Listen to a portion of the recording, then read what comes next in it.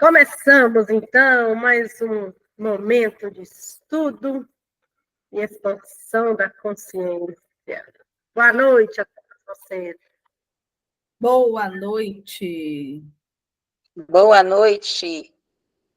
Estamos ao vivo e a cores para mais um estudo sistêmico. Hoje vocês estão chiques nos ambientes bem todos elegantes. A Rita, o ambiente da Rita é real, o meu é artificial. Não é fundo, não, achei que da Rita também fosse fundo. Não, da Rita é sua casa, não é, Rita? É a casa. É a casa, minha casa. A casa de Quaresma dela, meu filho. O meu fundo é minha cortina. Tem um mês que eu mudei. Que delícia. Tem um mês que eu estou aqui. Agora vamos ver o fundo da Cristina. Nós vimos o fundo da Melissa, da Rita e o meu. Agora vamos ver o fundo da Cristina. Não, meu fundo artificial. Não. Meu fundo não.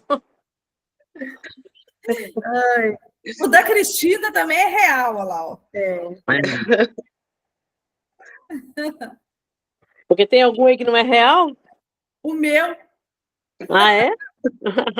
Ela está do outro lado do mundo, está de dia. Isso é importante. Eu me transportei. Isso aí. Legal. Muito bom. Todo mundo bem, tranquilo? Graças a Deus. Isso é muito bom. Estou abrindo aqui a minha leitura. Para a gente continuar na página 51, para quem numerou a página, do livro da Matriz Divina. E nós estamos no tópico compaixão. Uma força da natureza e uma experiência humana. Então, a gente vai respirando aí para a gente estar conectando, né? Relaxando e conectando com esse momento. Porque cada vez que a gente tem esse estudo, esse encontro com a palavra, né, de expansão, ela muda algo em nós e a gente percebe algo em nós que antes a gente não conseguia sentir nem perceber. Com a consciência ativada. Então, vamos começar hoje. Alguém gostaria de fazer a leitura? Pode ser eu mesma. Vou começar e se alguém quiser partilhar ou continuar a leitura, só abrir o áudio, tá bom? Compaixão, uma força da natureza e uma experiência humana. A clareza das respostas do Abade me deixou abalado. Suas palavras fizeram eco às ideias que haviam sido gravadas pelas tradições gnósticas e cristãs há 2000 anos. Para que nossas orações sejam respondidas, devemos transcender a dúvida que muitas vezes acompanha a natureza positiva de nosso desejo. O poder de comando que temos nos é lembrado pelas palavras de Jesus, registradas nos escritos de Nag Hammadi, pelos quais temos uma lição rápida de como superar tais polaridades. De uma maneira que agora já deve soar conhecida, somos lembrados de que quando dizemos à montanha, montanha, mova-se, ela se moverá. Pela clareza de suas palavras, o Abade respondeu ao mistério do que os monges e freiras acabam fazendo durante as orações. Falam a linguagem quântica do sentimento e da emoção, a linguagem que prescinde de palavras ou de expressão externa. Em 2005, tive a oportunidade de visitar novamente os mosteiros do Tibete durante o total de 37 dias. Durante a jornada, nosso grupo soube que aquele abade que havia compartilhado conosco o segredo do sentir, em 1998, havia falecido. Embora nunca tenha sido muito claro, embora nunca tenha ficado muito claro como simplesmente sentimos que ele já não estava neste mundo. Ainda que nunca tivéssemos conhecido o homem que tomou o seu lugar, quando ele soube que havíamos voltado, fez questão de nos dar as boas-vindas e permitiu que continuássemos com aquela conversa de 1998. Durante mais uma manhã tibetana gelada, mas em uma outra capela, encontramos-nos frente a frente com um novo prior do mosteiro. Poucos minutos antes, tínhamos sido encaminhados pela passagem sinuosa e revestida de pedra que nos trouxera a esta minúscula, fria e pouco iluminada saleta. Em absoluta escuridão, tateamos nosso caminho passo a passo, pisando cuidadosamente no piso escorregadio, perigosamente liso devido às gotas derramadas de manteiga de iaque durante séculos. E foi nessa saleta, antiga no coração do mosteiro, respirando aquele ar frio e rarefeito, que pude dividir ao novo prior outras perguntas da minha pesquisa. O que nos liga um ao outro, ao nosso mundo e ao universo? O que eleva a nossa oração além do corpo e evita que o mundo se desagregue? O abade me encarou enquanto o tradutor vertia minha pergunta para o tibetano.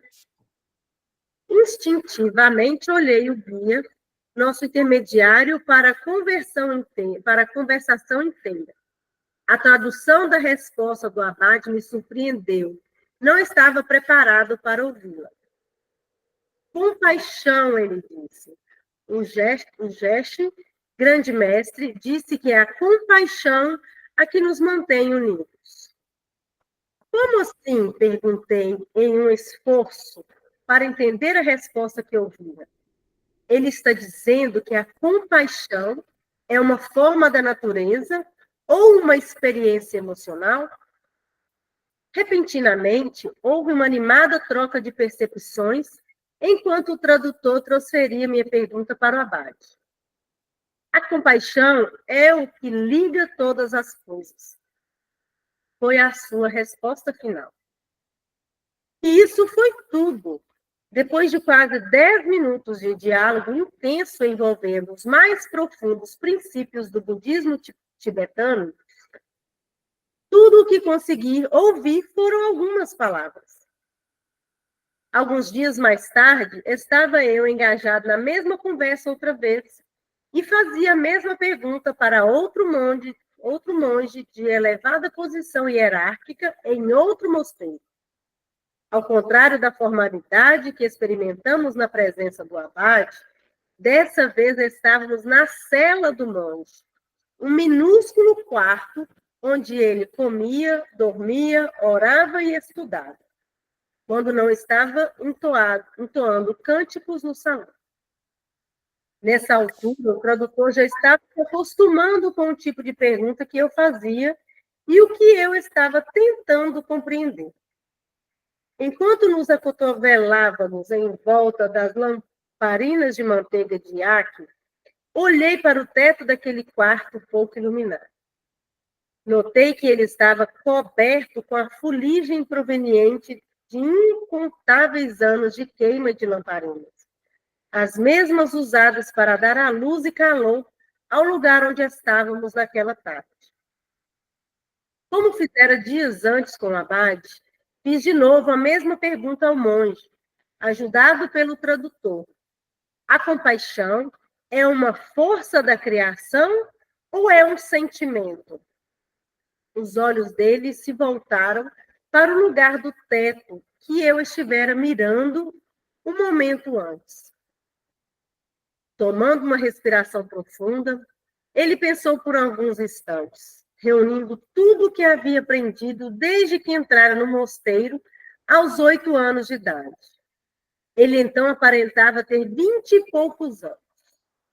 Subitamente, ele abaixou o olhar e me encarou enquanto respondia. A resposta foi curta, poderosa e plena de sentido. Ela é ambas as coisas, foram as palavras pronunciadas pelo monge. A compaixão é, ao mesmo tempo, uma força do universo e uma experiência humana.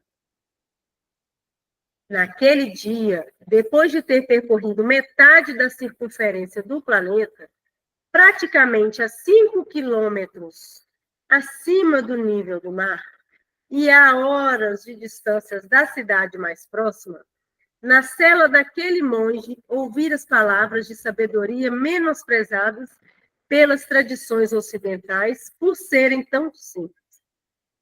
O monge tinha acabado de compartilhar o segredo que nos liga a tudo no universo, bem como a qualidade que faz com que nossos sentimentos e emoções sejam tão poderosos.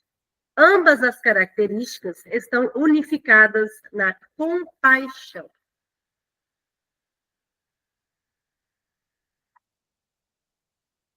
Nem todos os sentimentos são adequados.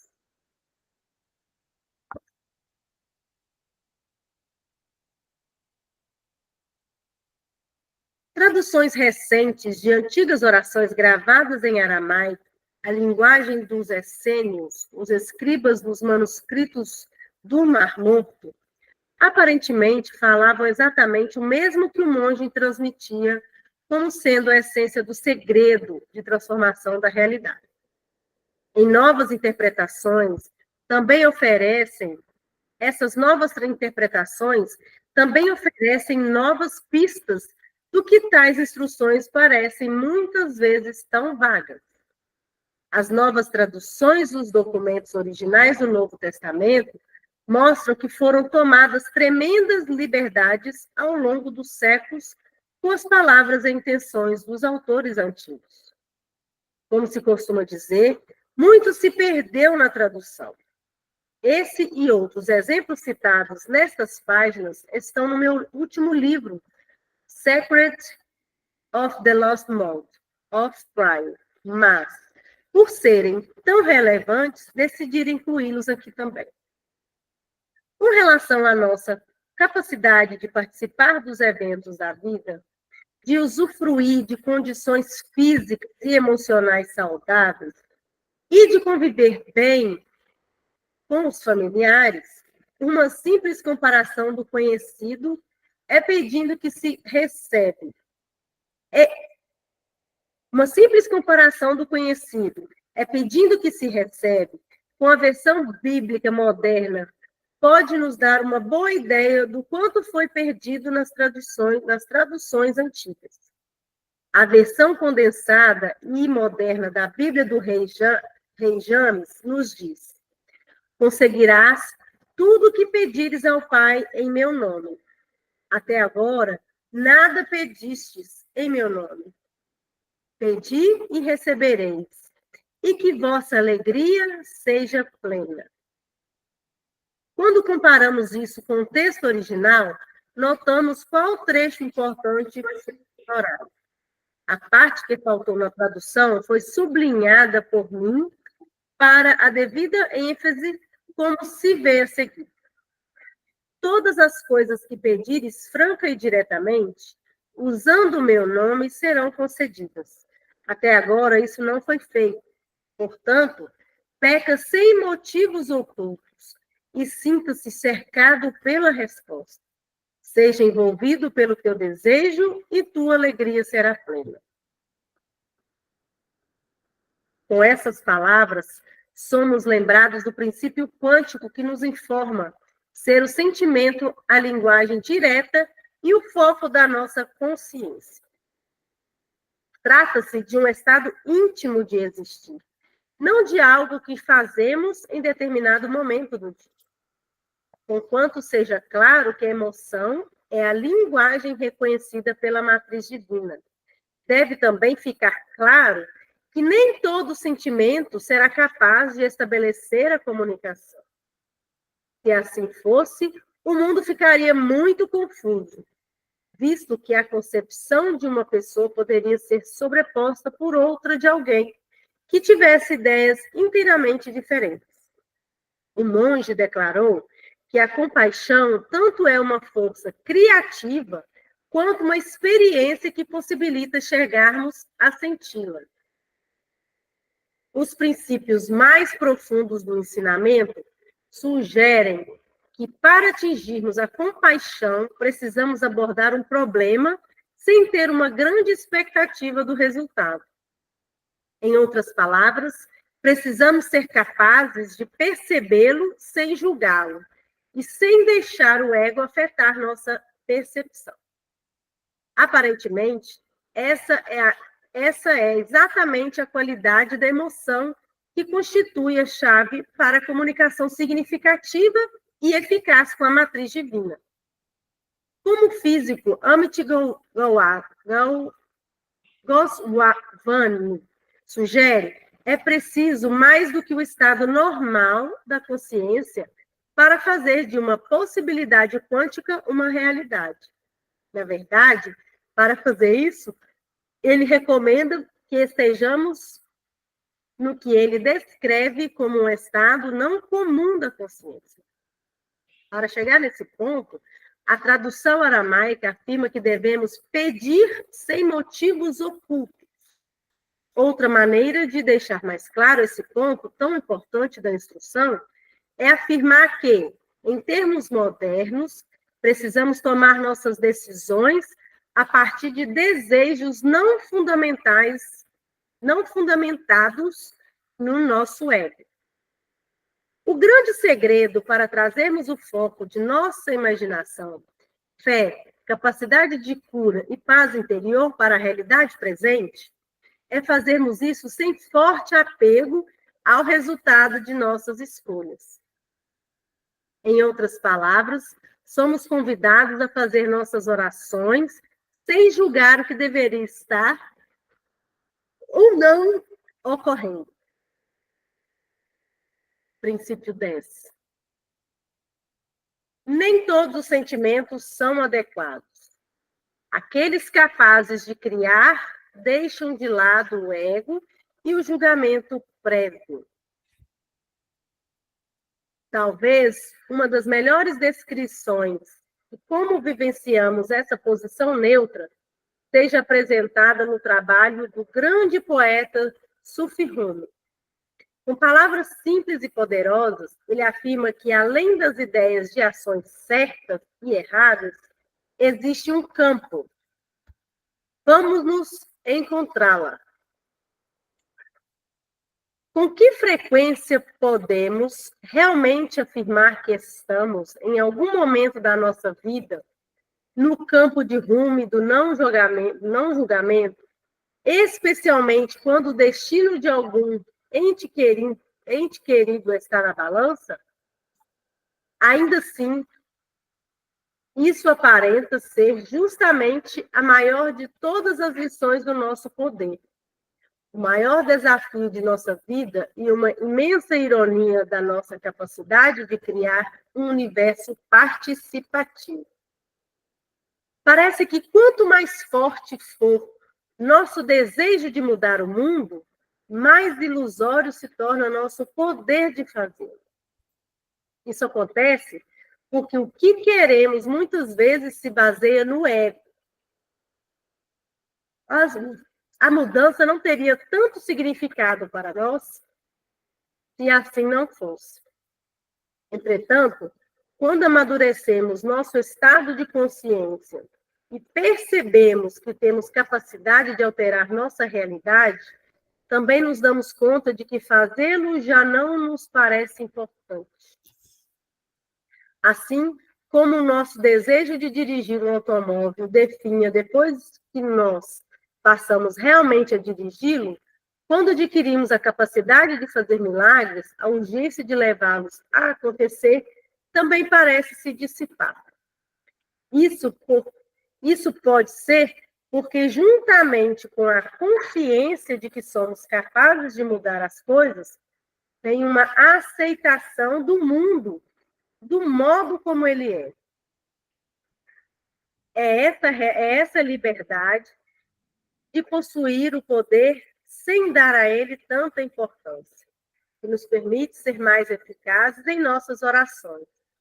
Aqui pode ser que esteja a resposta para a pergunta feita pelos que meditaram, cantaram, entoaram o som, dançaram e oraram pela recuperação de seus entes queridos.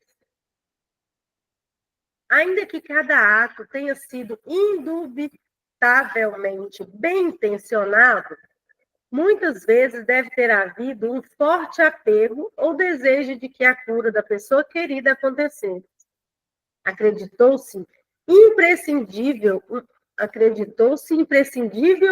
uma recuperação milagrosa. Note que se a cura ainda precisava ocorrer, era sinal de que ainda não tinha acontecido. Olha. Pois se tivesse, não estaríamos rezando por ela em nossas orações. É como se, pelo fato de desejarmos a cura, os esforços para consegui-la reforçassem a realidade na qual a doença está presente. Isso leva à segunda parte da antiga instrução, algo que frequentemente nos passa despercebido enquanto tentamos trazer os milagres para a nossa vida. A parte seguinte da tradução nos convida a sentir-nos cercados pela resposta e envolvidos pelo que desejamos, de tal modo que nosso contentamento possa acontecer. Essa passagem coloca em palavras precisamente o que experimentamos, o que os experimentos e as antigas e sábias traduções sugerem. Precisamos, primeiramente, ter o sentimento da cura, da abundância, da paz e do conhecimento das respostas às nossas orações, quanto ao bem-estar íntimo, como se tal já tivesse ocorrido. Antes, portanto, que se torne realidade em nossa vida. Na passagem citada, Jesus diz que isso ainda não teria ocorrido com aqueles a quem dirigia a palavra. Foi como no caso dos meus amigos, com a poderosa medicina da oração e das boas intenções, pois ainda que eles possam ter acreditado no que pediram ao orar, se fizeram o pedido simplesmente dizendo, por favor, permita que esta cura aconteça. Não usaram a linguagem do campo universal, compreensível pela matriz divina. Jesus lembra a seus discípulos que eles têm de falar com o universo de uma maneira que seja significativa. Ao sentirmos que estamos cercados pela cura de nossos entes queridos e envolvidos pela paz do nosso mundo, estamos fazendo uso de ambos os códigos que abrem a porta para todas as possibilidades. Ao sentir isso, passamos da visão de apenas desconfiarmos que estamos só experimentando, seja lá o que for, para a perspectiva de sabermos que somos parte de tudo isso. Criamos, então, uma troca de energia que pode ser descrita como um caso clássico de salto quântico, de um modo muito semelhante ao do salto do elétron do átomo, que passa de um nível de energia para o outro sem se mover no espaço, quando realmente sabemos que estamos falando a língua quântica da escolha, e não simplesmente pensando que poderíamos fazê-lo, estamos em outro estado de consciência. Esse é o estado que se transforma no espaço puro, onde são iniciados sonhos, orações e os milagres. Alguém gostaria de comentar? Muita coisa para comentar, hein? Nossa, eu... Você precisa manifestar. Não, eu fico só lendo, eu tô assim, todo mundo tá tudo, ou tá dormindo, ou tá tudo bem. Mas eu creio que agora eu acho que todo mundo marcou alguma coisa aí que gostaria de dizer, né? Creio eu. Vamos lá?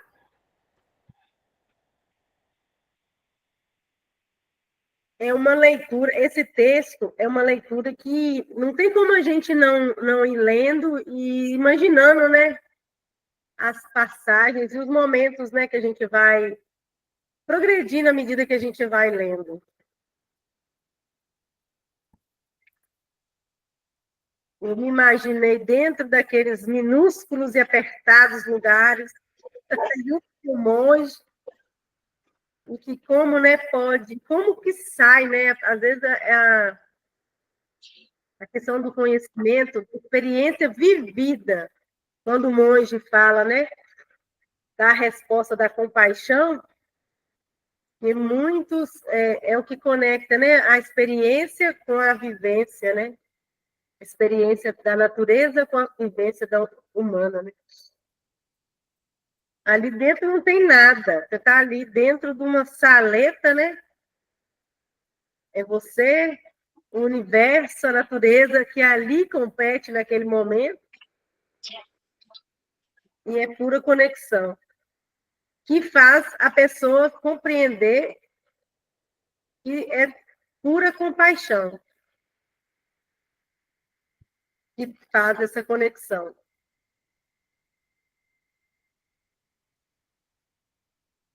Que move a montanha, né? Move montanhas. E aí, Rita? Eu anotei aqui, é na simplicidade que acontecem os maiores milagres, né? E para existir, no meu pensar, né? Para existir a compaixão, tem que ter essa simplicidade, né? Porque a gente passa a enxergar o outro da forma mais humana, entendeu? Porque, na verdade, quando fala que compaixão é um sentimento, e talvez não é muito compreendido isso, porque está numa esfera muito superior, né? Está numa esfera superior. Então, quando a gente tem compaixão pelas situações, pelo outro, na verdade, vamos dizer assim, está transcendendo, né? Houve um aprendizado espiritual também nessa história, entendeu? Não sei se me quis compreender. Uhum. Eu entendi o que você quis dizer. E quando ele coloca lá que a compaixão é, ao mesmo tempo, uma força do universo e uma experiência humana, Sim. Ele deixa aí bem claro para nós que porque, na verdade, o termo compaixão é complexo e talvez não esteja no nosso nível de compreensão, que é o sentir compaixão. Sentir, né? E o que sentir já é difícil para nós, porque nós não fomos acostumados a sentir, a perceber o nosso corpo. Compaixão com alguém, com o outro. E o que é paixão? O que é paixão? Não é uma força muito grande? É diferente eu falar que eu amo alguém e que eu estou apaixonado por alguém. A paixão por algo é diferente do amor por algo. A paixão é muito intensa, é forte, é momentânea. Então, compaixão, uma força muito grande que me move em direção ao outro. Então, esse sentimento de compaixão é eu me sentir parte do outro, eu estar com o outro, eu ter consciência de que eu estou e sou com ele, com o outro, que nós somos um. E esse sentir, esse vivenciar, é que faz o milagre acontecer. Ele vem explicando logo aí em seguida por que muitas vezes nós não recebemos o milagre, porque nós não sabemos pedir e como Jesus ensina os discípulos a pedir. Se eu souber pedir, com certeza eu terei a resposta. Mas nós não sabemos pedir. É isso que nós precisamos aprender.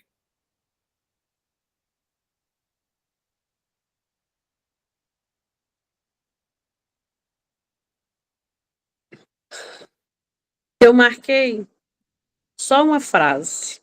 Aliás, várias frases, mas o que mais me chamou atenção é essa aqui, ó. A compaixão é o que liga todas as coisas.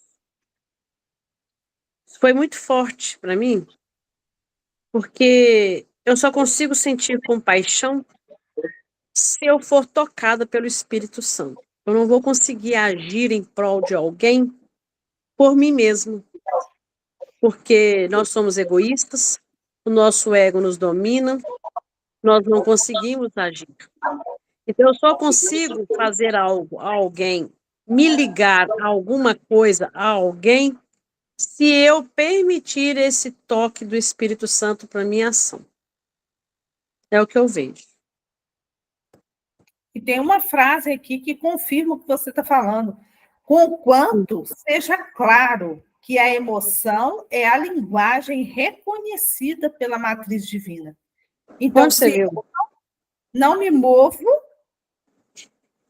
se eu não me movo, se eu não tenho emoção, se eu não sinto a emoção pura, sem julgamento, e sem querer mudar a realidade, porque às vezes nós queremos impor aquilo que o nosso ego quer. Eu quero que o fulano seja curado. Então, eu estou fazendo oração para que ele seja curado. E o que prevalece no meu pedido é a cura daquela pessoa. Eu quero mudar a realidade, sendo que eu não sou dona do destino daquela pessoa, nem do meu. Então, essa emoção de sentir sem julgamento, sem querer mudar nem transformar nada, mas apenas o sentimento de compaixão é que conversa com a matriz divina, é o que conversa com o universo e com Deus.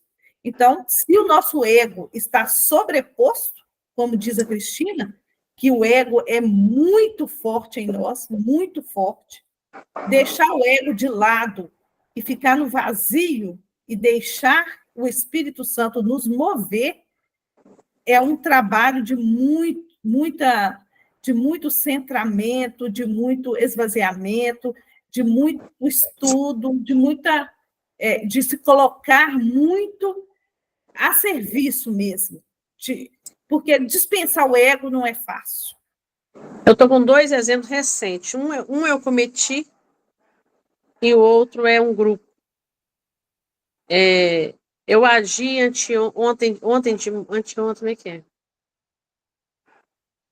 Eu agi anteontem,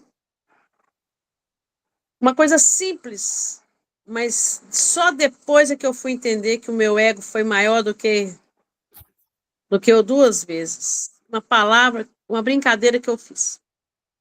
Aí meu irmão me chamou e falou, você fez por ego, né? Aí eu não aceitei, falei, não foi não. Aí você tem razão, foi o ego. Bobeira à toa, coisa de trabalho, mas não tem nada a ver, mas para que eu falei? Brincadeira, não precisava. Então você tem que vigiar mesmo, policiar mesmo. O ego te dá rasteiro. O tempo todo. E sobre a oração, sobre a cura, não sei se você sabe, eu estou com uma amiga doente e a família está orando, os amigos, todo mundo pela cura. Eu chamei 2 pessoas do grupo, muito consciente, que eu conheço. Falei, gente, Deus tem um propósito muito forte para essa mulher. Mas não é a cura física. Todo mundo quer que ela volte a andar, que ela saia do hospital, mas não, ela saiu do hospital até. Mas não é isso. Vamos analisar e pedir a Deus o que for melhor para ela. Não é o que esse pessoal está desesperado aí pedindo a cura para ela andar, para ela viver. Não. Deus está dando a ela a cura espiritual que nós desconhecemos. Ela está viva novamente, 30 dias de CTI, 20 dias em coma, está viva em casa, tem 2 dias. É um mistério. mas é a cura espiritual, é exatamente isso que está aqui. As pessoas ficam loucas, desesperadas, pedindo a cura física, e nem sempre é a cura física. Sim. Muitas vezes o corpo já não está Aguenta mais, mais. não está mais nesse mundo, né? Aqui mesmo ele colocou. Às vezes o corpo está aqui, mas a pessoa já não está mais aqui nesse mundo. Então, para que esse corpo continuar existindo? Se a missão já foi cumprida. A missão já foi cumprida, então, né? Em outras palavras, está escrito aqui no livro, precisamos ser capazes de perceber sem julgar e sem deixar o ego afetar a nossa percepção, sem deixar que o nosso ego afete aquilo que nós estamos vendo. Aparentemente, é exatamente a qualidade da emoção que constitui a chave para a comunicação significativa e eficaz com a matriz divina.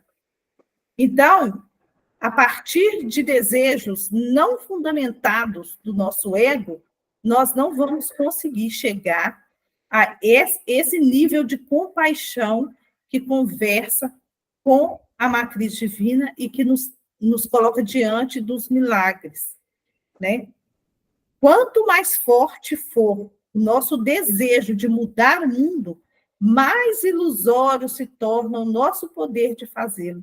Então, quanto mais a gente quer mudar o ritmo das coisas, mais ilusório, mais iludidos nós estamos, porque nós não conseguiríamos fazê-lo nunca. Só quando nós formos capazes de olhar para a vida como ela é, sem querer modificar e sem julgar, e olhar também para a morte, que são os nossos dois mistérios, o mistério da vida e o mistério da morte. Quando nós pudermos olhar para o que é bom e aceitar e dizer sim para aquilo que é bom, sem querer entender. E quando nós pudermos olhar para a morte, para o terrível, e também olhar para ele com compaixão, sem julgamento, e dizer sim a ele sem tentar entender. Os grandes mistérios que nós temos que não cabem a nós compreender nem querer mudar.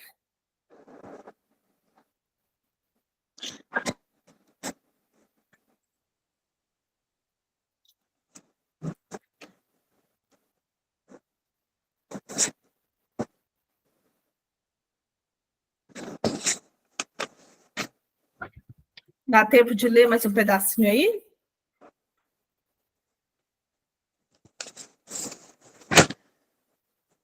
Estamos conectados para criar?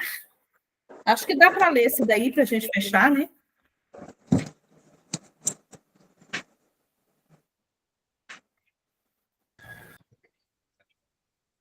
Eu vou ler.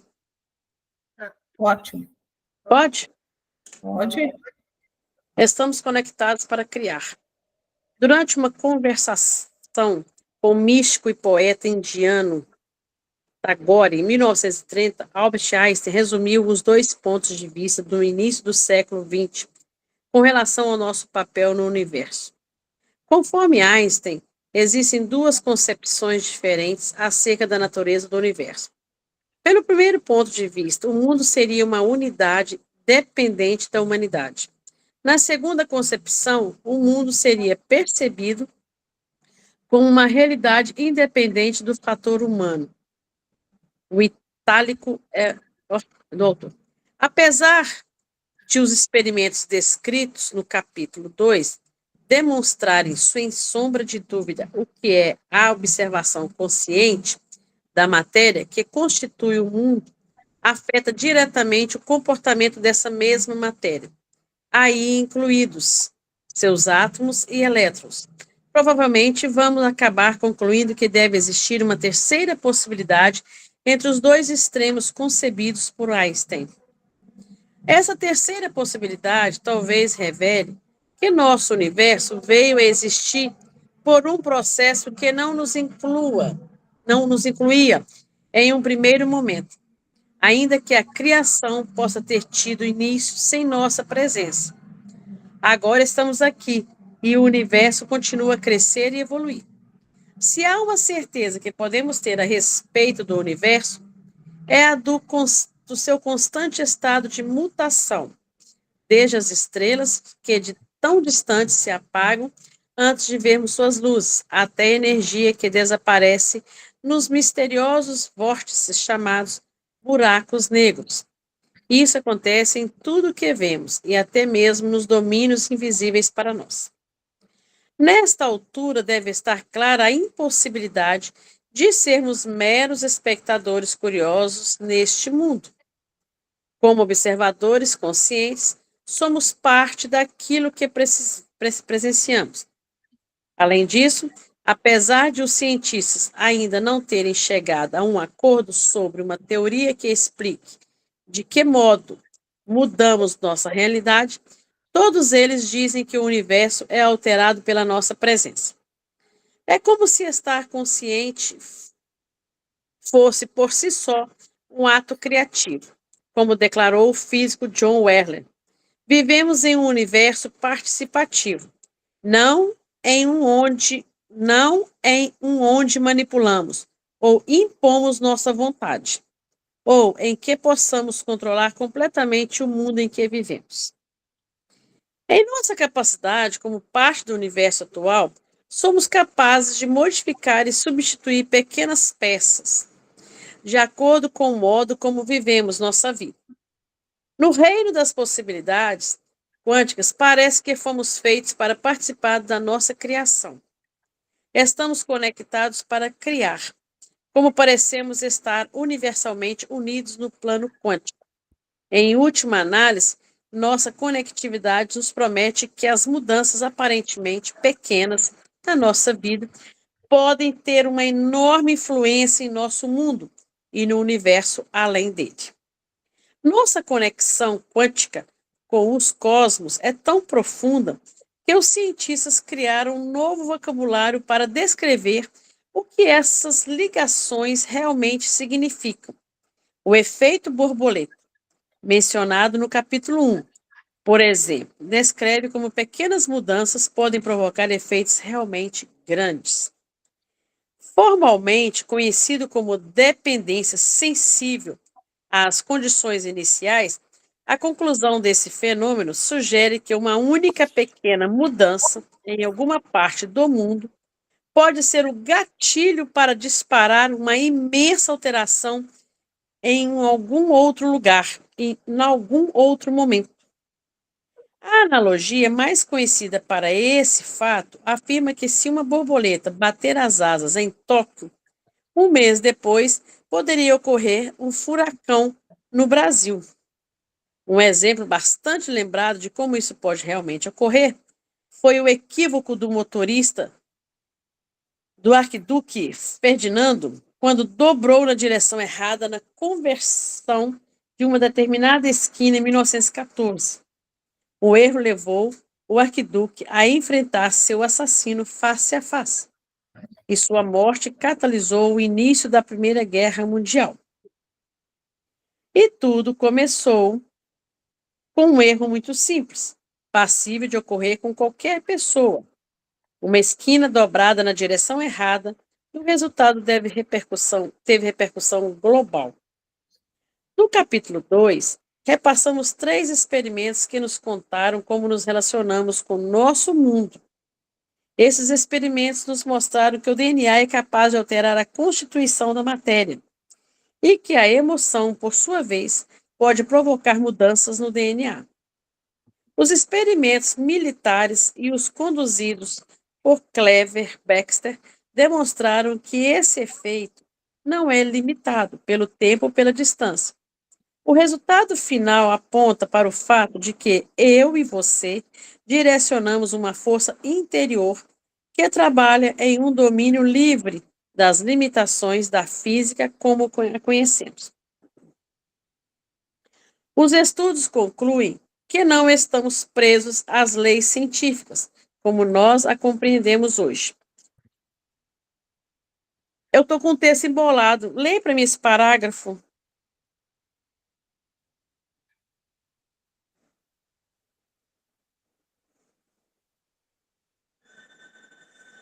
Você está no penúltimo aqui, né? Texto. Os estudos concluem que não estamos presos a leis científicas, como nós as compreendemos hoje. Esse pode ser precisamente o poder a que o místico São Francisco aludiu há mais de 600 anos, quando disse: existem forças belas e selvagens dentro de nós. Admitindo-se que dentro de nós exista um poder capaz de alterar a essência do universo, de modo a curar e a criar a paz, tem muito sentido admitir que exista uma linguagem que nos possibilite fazer isso de maneira consciente e intencional. Ora, essa é precisamente a linguagem da emoção, da imaginação e da oração que o Ocidente perdeu com as edições das Bíblias das igrejas cristãs do século IV.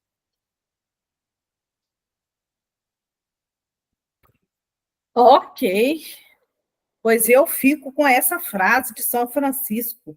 Existem forças belas e selvagens dentro de nós. Ufa, fechou com chave de ouro hoje. Estou anotando. Dentro de nós.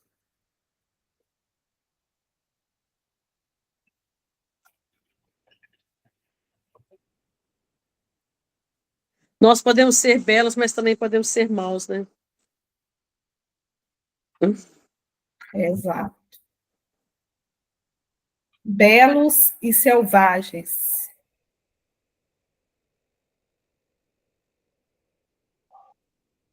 Aí vem aquela história, né? Qual lado que a gente vai alimentar mais? Né? Qual leão nós vamos alimentar? Qual leão nós vamos alimentar? Qual leão que vamos alimentar mais, né? O que merece a nossa atenção para estarmos alimentando?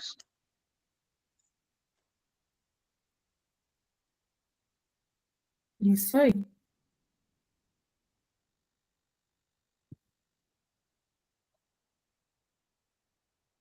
Eu vejo, Ficamos... quando eu ouço essa frase, eu vejo que existe assim, quando fala essa palavra do selvagem, é algo ainda indomado, né?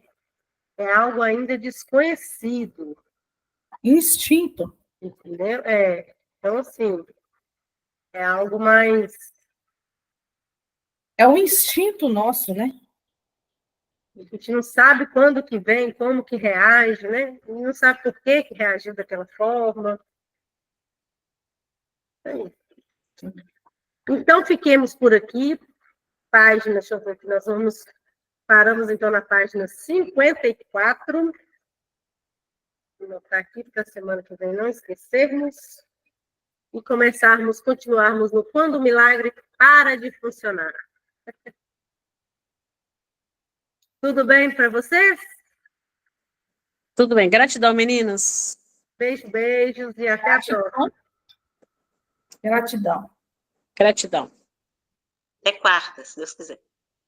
Até. Tchau.